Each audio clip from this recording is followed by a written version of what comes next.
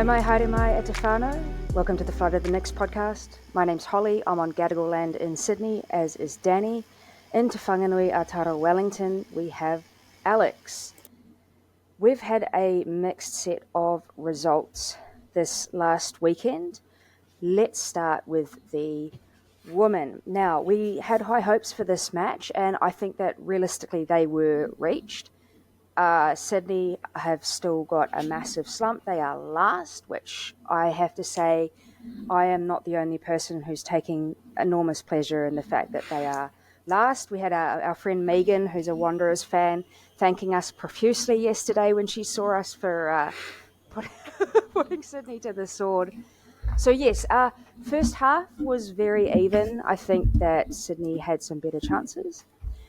And then we had a very long rain delay or thunderstorm delay for about 45 minutes before we came back.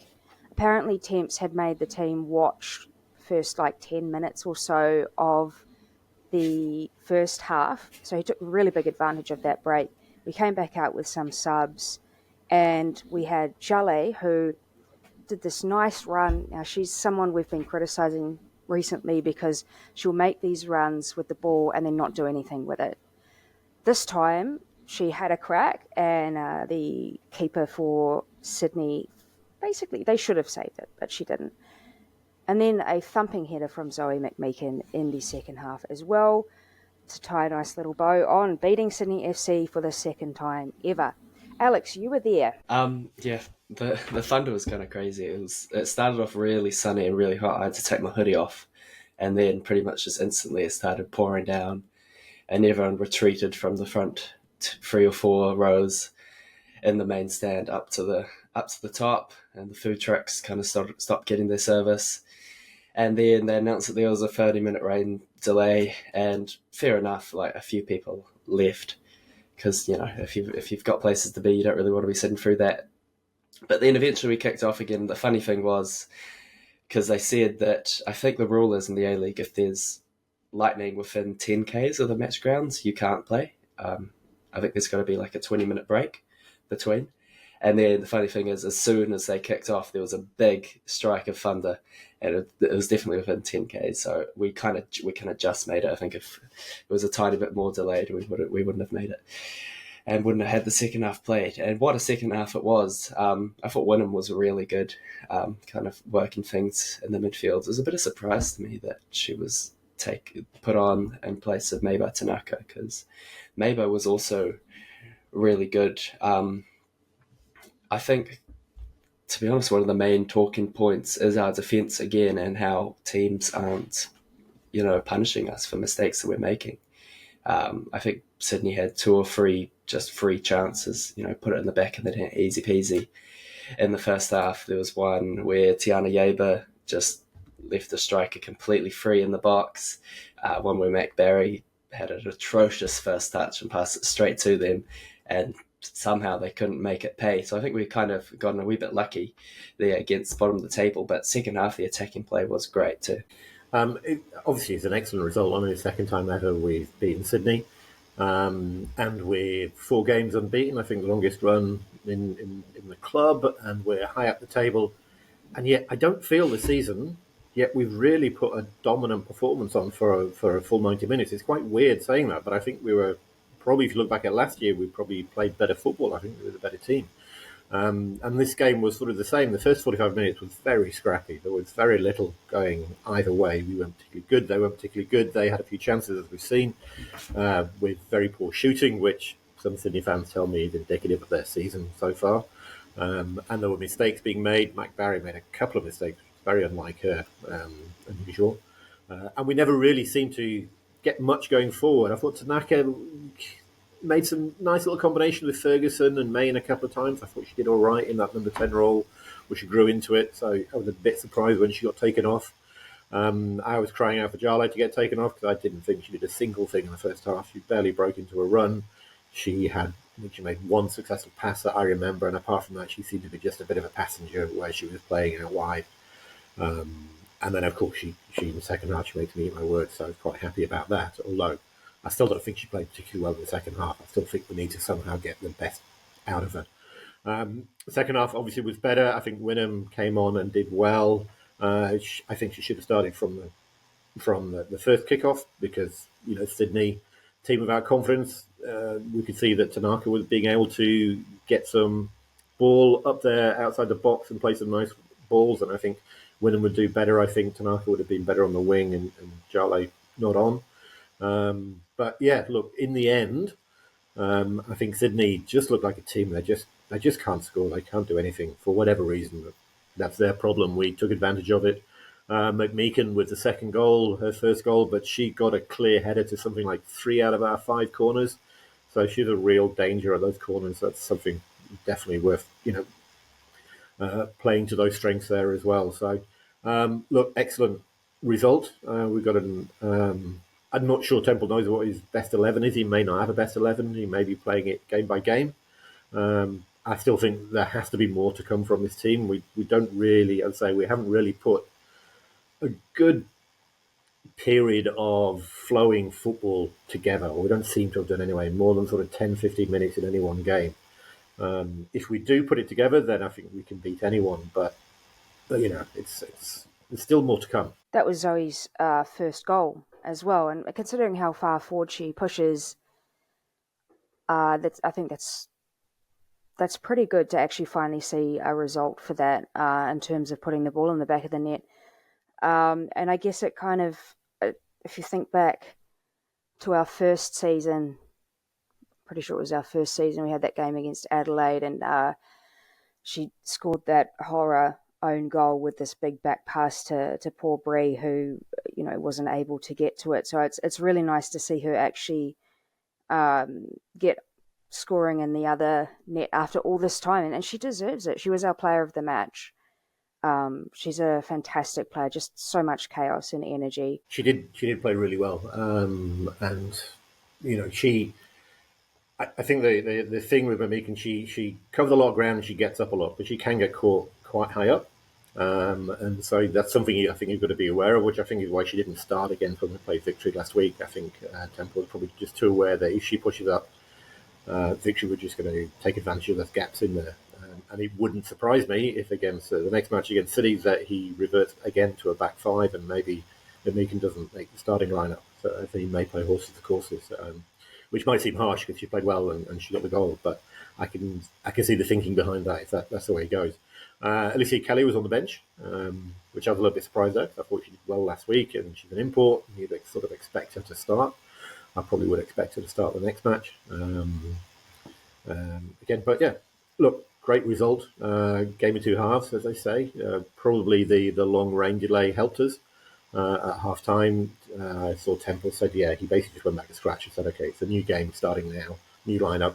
You forget about what happened in the first half. And, the 45-minute delay, I thought was good because it gave us a chance to switch over and watch the first half of another game that I won't go into. But I think one of the big things for us was how we changed at half time.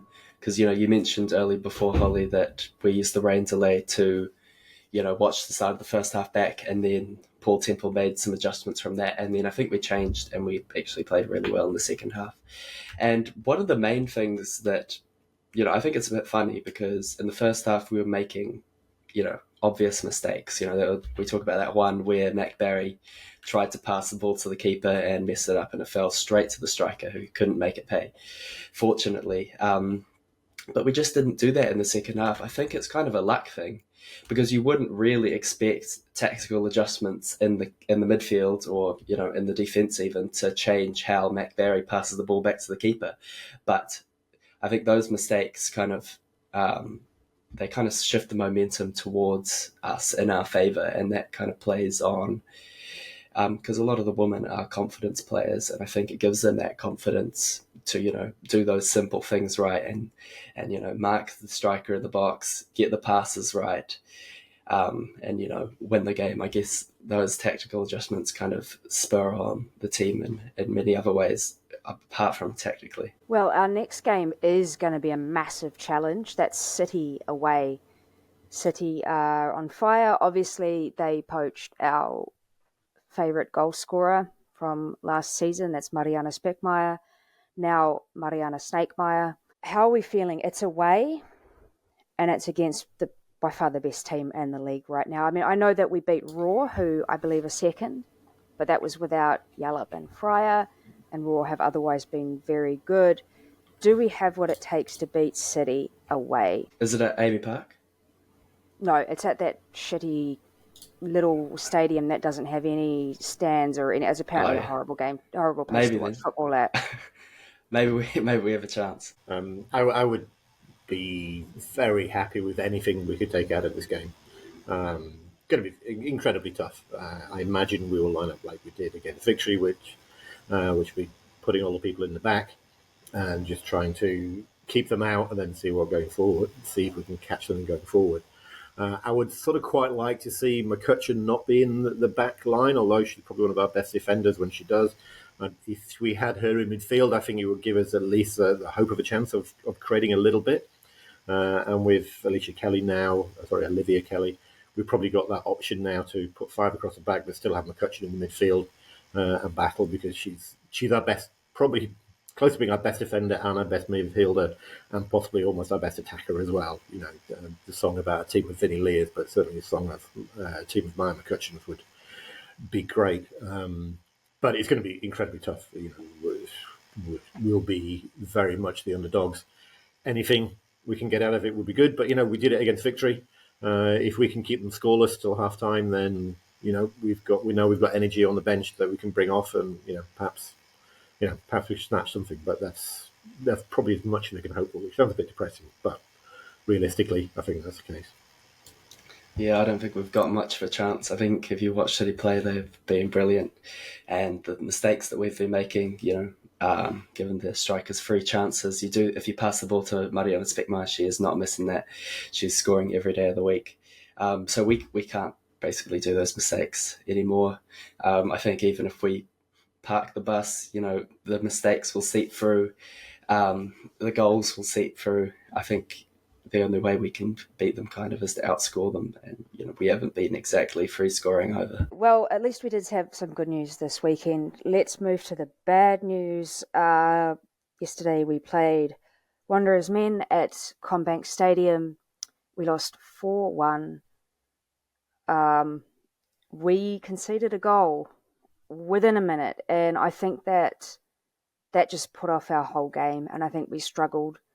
When Jessika scored, I felt like, okay, we can make a comeback now. We can do this. And then they just scored again, and it was over. I wonder what would have happened had we not conceded that very early goal.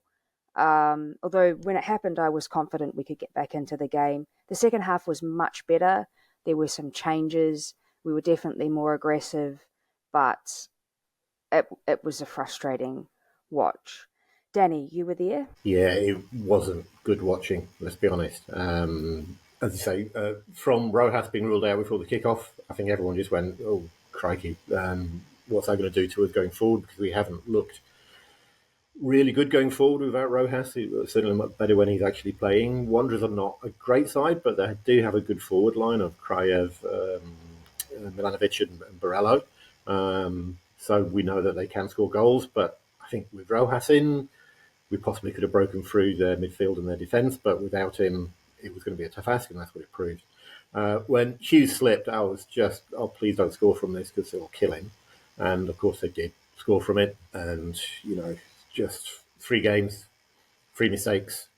Wasn't completely his fault. No one was tracking the Sapsford, the goal scorer, coming into the box, but, it led up to it. And then after that, every time the ball came near him, you had your heart in your mouth, really hoping that, it wouldn't bobble or he wouldn't make a mistake. And he didn't do too badly for the rest of the game, but we did make a number of mistakes in defence.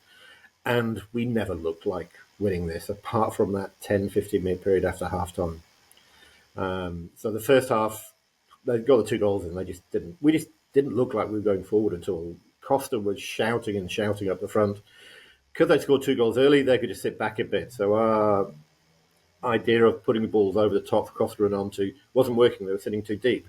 And we don't seem to have anyone who can play through the middle to get to Costa's feet, to take out their midfield through the lines. No one seems to be able to do that, apart from maybe Rufus slightly, and he's playing quite deeply. But Nagasawa, Retre, no one's doing that. All the balls are going out wide.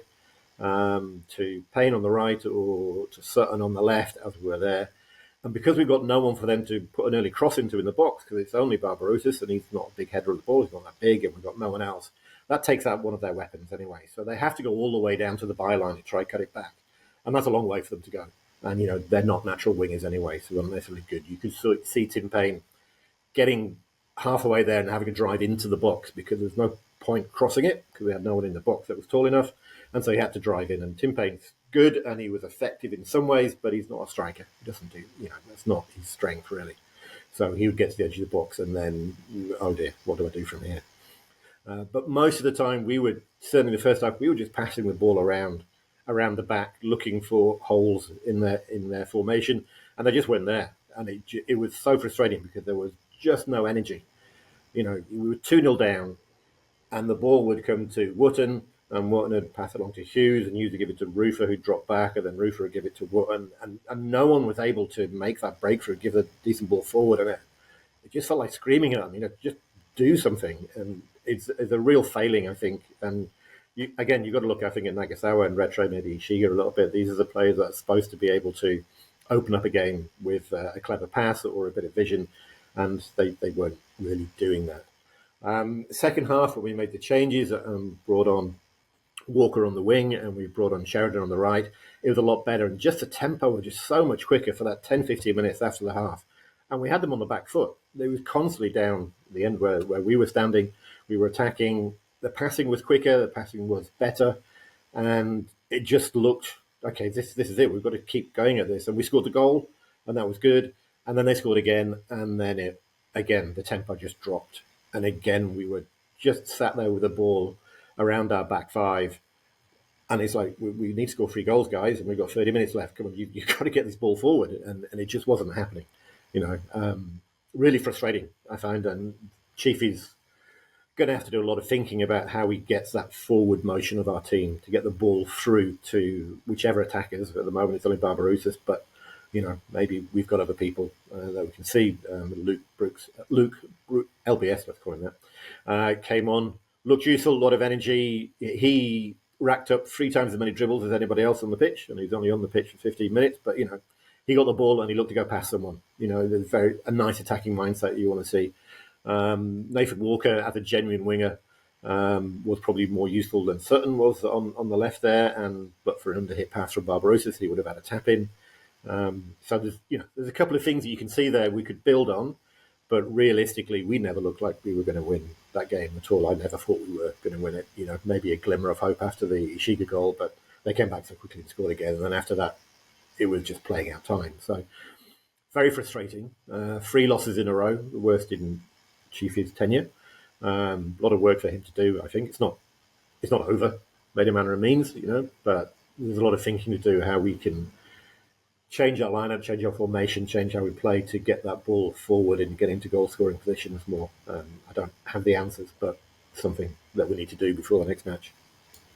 I actually think our attacking style of play isn't actually that bad. I think the way we kind of pass around the defense theoretically is really good. We're kind of just not putting it out. I forgot the word. We're not putting it out there very well. I think if we had a big target man, it's kind of quite easy for them to be marked out of the game. And I think the only way, or one of the only ways to score consistent goals in the A-League is the way we play. And I think we actually our attack has been relatively consistent. I think we've been scoring pretty much 1 goal a game, bar maybe 1 or 2 games. We put 3 past the Mariners, couldn't score against another team. It's just our defence that has kind of let us down. And I think Hughes is kind of at the heart of that. I'm not saying, he's bad. He's just making like a few mistakes, and I think he makes mistakes really early, and it kind of affects him for the rest of the game and affects the rest of the team for the rest of the game. Corbin Piper was really good, I thought, in this game. I think he gave the ball away once, which actually led to a goal. But apart from that, I think he was really good. He's really strong physically, which I think suits the A-League really well. I don't think you can be a good A-League player without being super strong, which applies to Luke I'm having the same issue as you, Danny. Luke Brooks Smith. It's a tongue twister. He's really strong too, and I think that helps him in his 1v1s a lot because, technique isn't the be all end all, and I think that's what puts him over Gab Sloan Rodriguez at the moment, is how strong he is. Gab is probably more techie than him, but he can just get muscled off the ball really easily, and professional footballers, they know how to use their body really well, and they will muscle him off the ball if he tries to do step overs. I think, to be honest, I think Hughes needs a rest on the bench. I think he is the future of the defence, and I think we'll get a transfer fee for him someday, hopefully. But he's just not in the best form at the moment. I guess the one, if you look at it on the bright side, young defenders, once they make a mistake, typically they don't make that mistake again. And to be honest, I think he's made every mistake that he can, bar maybe passing the ball straight to a striker. So I think once we check that one off the list, he'll be good to go.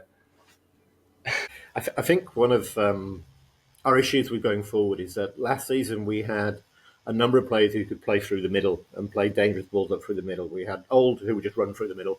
We had Kraev, who has got great passing ability and could pick out a pass from the centre of the pitch. And then we've got Rufa, who can do that as well. His vertical passes straight up the middle pitch are generally quite good. And this season, we don't seem to have anyone but Rufa sitting in that position. As I say, Retre and Nagasao don't seem to be doing that.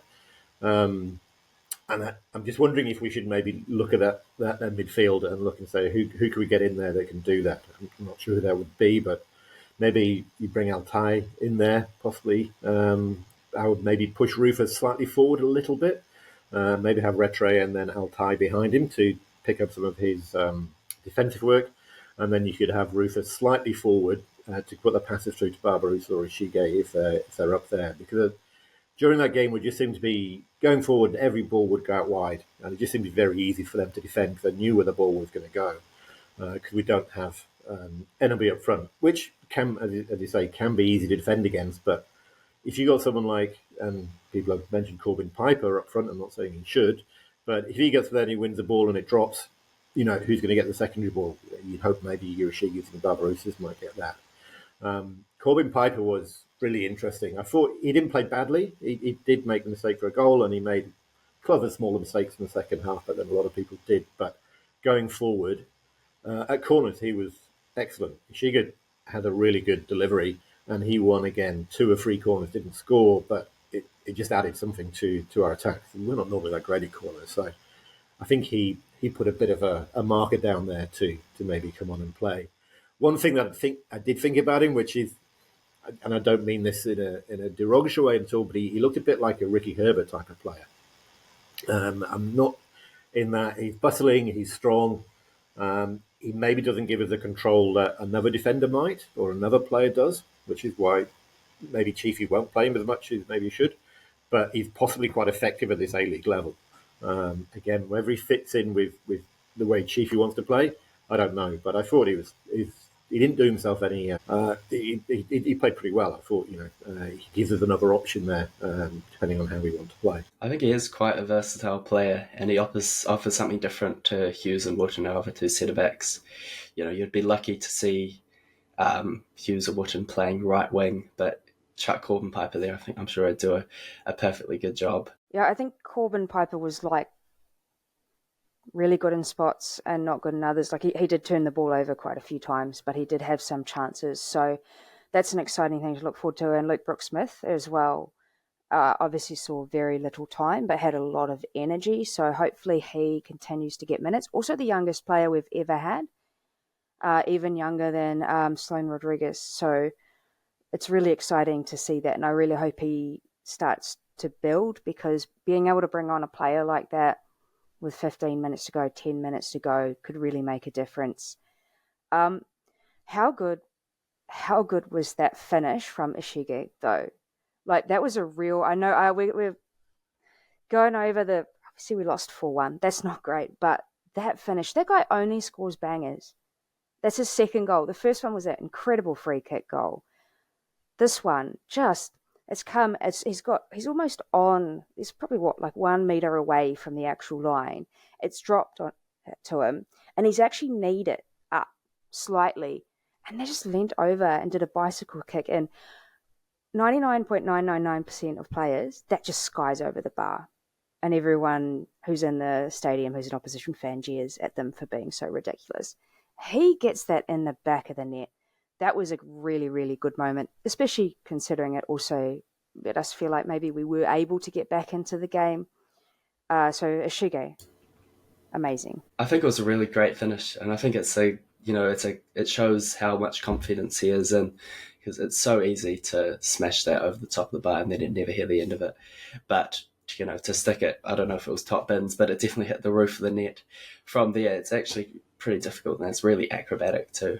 I think he offers kind of something different to the rest of the team. I think he's probably one of our best dribblers, apart from the youngsters Luke Brooksmith and Gab Sloan Rodriguez. And I think that's kind of what we've been missing this season, like a Ben Old who can kind of run at the defence and kind of shift them about. Because when we're passing, it's relatively easy to defend passes unless they're really good passes. Unless you've got a Kevin De Bruyne, you kind of just stand there as a defender, and it's fine.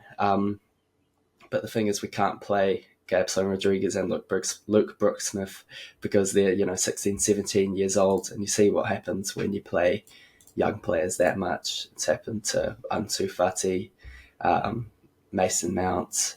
It's probably going to happen to Bukayo Saka. Fingers crossed, though. There's just heaps of players who kind of flop, and their bodies get used too much when they're young, and then they don't reach their peak in their adulthood. I wasn't listening to the commentary, obviously, Alex, because I was there. But when Luke Brooksmith came on, did they mention the BMX riding? They did? Yes, mate, heaps. They mentioned his dad, who was a BMX rider, and then they mentioned he was a youth champion like 2 or 3 times. Nice. He's the new Ben Old golfer. Happy about that. I knew they would miss up that opportunity, but All right, our next game is at home to the Jets. I'm hoping that we can get back on track with this match. Obviously, the Jets have some great players, and we aren't exactly guaranteed to get a result even against a team that we probably should be getting a result against. What are our thoughts on that? Alex, how are you feeling about the Jets game? Are you going to go? Yeah, I think I'll be there. I think we've got to get a win from this. 4 matches in a row losing, that is not a good sign. And I think once you hit that 4-match mark, that's when it really starts to go downhill. Even if it looks like it's going downhill now, that's when that's the edge of the cliff. And if we don't win there, it's just a steep drop off. We've got to win. The Jets haven't been that good. I think they're bottom 3 of the table. It's in terms of the tier list, it's Perth, Brisbane, and then Jets are kind of one above them, and then there's the rest of the league. We're not in the best form, but we've got to beat the Jets. Come on, especially at home. Probably the one of the best matches we could have hoped for to play now, coming off sort of bit of bad run, because you say they're not great. We're at home when we can relax at home. We don't have to travel, and we can spend all the time between now and then, working on new attacking formations or whatever it is. Knowing that the team we're going to come up against isn't going to be, the best team. We're not going to have to worry heavily about them completely rolling over us and destroying us. Fingers crossed. So, look, we're more than capable of doing it. Again, we'll see if Rojas is back. We'll see what Chiefy does. I'm sure he's got lots of sleepless nights coming up, thinking about various tactics. I'm sure his dreams are just purely whiteboards with numbers on it. I think that's his entire dream state. That's him. So I'm sure he'll have some plans to get us back on track, and I think we probably will. I think we should be confident we can get away. Yeah, I think we need to get back on track. The past 2 games have yielded, or 3 games even, have yielded a lot of criticism at the team. But we're still a good team. We beat Melbourne Victory 1-0, and we pretty much completely shut them down defensively. We just haven't been showing that same guile in these last few games. I think it's up to Chief to, get behind the boys, rally them, and I think we can, definitely come back from this poor slumber form. Talking point. At which point does bad luck become bad form? Now, there's been a lot of bad luck, actually across the league, especially with those keeper mistakes we've been talking about. But I think, with the Knicks particularly. Oh, and also, because the fans were allowed on the field yesterday after the match. So we've collected the piece of the piece of dirt that poor old Isaac Hughes has. We're going to send it to the lab for testing just to make sure that it's not cursed on poor Send Isaac it. Hughes because he feels. Put it in an envelope. Send it to his house. I just at what point is it just bad luck? Now, I don't want to focus on Hughes because it is a lot of people, but where does it just become bad performance, bad form, things like that? And it's whole teams as well. I mean, we've talked about sometimes Auckland have been lucky. We got quite lucky on Saturday with Sydney FC missing the chances that they had that we gave them. It's hard to tell because I feel like if it's the same mistake over and over again, then it's bad form. But I guess maybe if it's a confidence thing, that could speak to bad form as well. I don't know what the answer to this question is, but I want to talk about it. Any thoughts? There's a classic quote, which is, the harder I work, the luckier I get, which is a good point. And you say that look at the Sydney women's side, and their striking is awful. They're getting in positions and they're just doing it left, right, and centre. And it's like, okay, well, they've got some decent players there who should be able to hit the target, and they're not. And why is that? Is that purely bad luck? Probably not all bad luck. There's probably some bad form in there, and as I think you sort of mentioned, like when does bad luck sort of become bad? When does it breed bad form, if you like? I know if I was Isaac Hughes, again after that slip, every time the ball came near me, I'd be sort of feeling the ground beneath my feet and wondering where my feet are, and probably overthinking everything. And so I think sort of bad luck can lead to bad form, if you like. Even though again, Isaac Hughes, he's made 3 mistakes. You wouldn't really blame him hugely on any of them. But it may well lead into his form going forward, which is why I think some people are saying, maybe he does need a rest. I don't know if that's true, whether he should have a rest or not. That's probably down to his mental state, and only I think people closer to him can say that.